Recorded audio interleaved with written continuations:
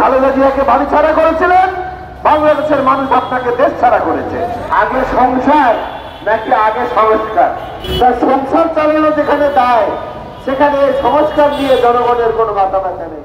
সশস্ত্র অভ্যুত্থান নয়, গণ অভ্যুত্থানের কারণে সমস্ত সাঙ্গপাঙ্গ সহ দেশ ছেড়ে পালিয়ে চলে গেছে, এমনটা দেখতে পাবেন না। বেগম খালেদা জিয়াকে বাড়ি ছাড়া করেছিলেন, বাংলাদেশের মানুষ আপনাকে দেশ ছাড়া করেছে। যারা সব শ্রেণীর পেশার মানুষের সমর্থন নিয়ে আজকে দেশ পরিচালনা করছেন, তারা একটা জায়গায় গিয়ে সবচেয়ে বড় হোঁচট খেয়েছেন, সেটা হচ্ছে সাধারণ মানুষের প্রশ্ন, আগে সংসার নাকি আগে সংস্কার? কারণ সংসারই তো এখন মানুষের চলছে না। বাজারে গেলে প্রতিটা জিনিস লাফিয়ে লাফিয়ে মূল্য বৃদ্ধি হচ্ছে, মানুষের জীবন অতিষ্ঠ হয়ে গেছে, মানুষের বাজেটে এখন আর কুলোচ্ছে না। বাজারে গিয়ে বাজার থেকে হাসি মুখে ফেরত আসছে এমন কোনো পরিবারের সদস্যকে পাবেন না। তার সংসার চালানো যেখানে দায়, সেখানে সংস্কার নিয়ে জনগণের কোনো মাথা ব্যথা নেই।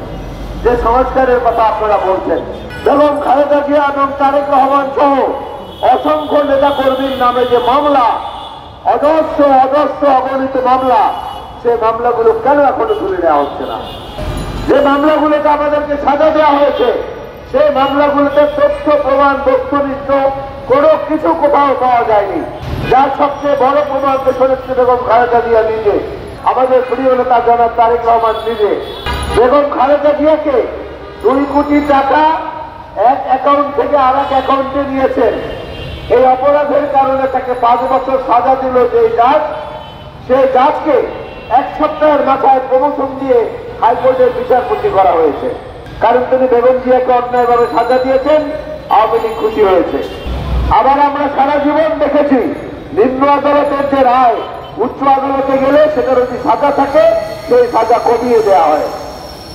আমরা দেখলাম উচ্চ আদালতে আমরা যখন আপিল করলাম, হাইকোর্টের বিচারপতি সাহেব বেগম খালেদা জিয়ার মামলার সাজা দ্বিগুণ করে দিলেন, 5 বছর থেকে 10 বছর করলেন।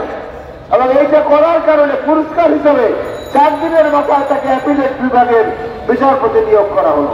যারা তারেক রহমানের পক্ষে তাকে বেকসুর খালাস দিয়ে যে বিচারক রায় দিয়েছিলেন, সেই বিচারককে তার গোটা পরিবার সহ দেশ ছাড়া করা হয়েছে। আজ পর্যন্ত দেশে ফিরে আসার পরিবেশ তিনি তৈরি করতে পারেননি। বিচারপতি খাজুল হক এবং বিচারপতি ওবায়দুর রহমান, ওবায়দুল হাসান, এদেরকে ব্যবহার করে মানুষের ন্যায্য অধিকার, যেটা ভোটের অধিকার, যার ভোট তাকে দেবো, যাকে খুশি তাকে দেবো এবং দিনের বেলায় দেবো এবং ফলাফল যেন সঠিকভাবে জানবো আমরা, এই অধিকার থেকে বঞ্চিত করা হয়েছে এই বিচার বিভাগকে ব্যবহার করে।